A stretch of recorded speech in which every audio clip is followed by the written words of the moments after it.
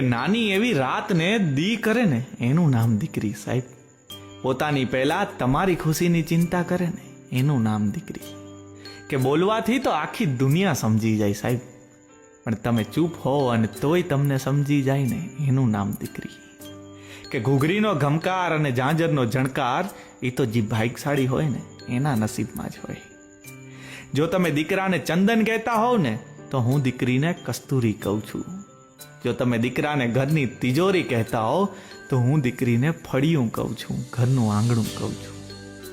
કેમ કે દીકરી વગરના ઘરમાં અવાજ હોઈ શકે, કલરવ ના હોઈ શકે, ને દીકરી વગરના ભવમાં જીવંત હોઈ શકે પણ ઈશ્વર ના હોઈ શકે. અને એટલે જ કે દીકરી એટલે ઈશ્વરના આશીર્વાદ નહીં, આશીર્વાદમાં મળેલ ઈશ્વર એટલે દીકરી. આશીર્વાદમાં મળેલ ઈશ્વર એટલે દીકરી.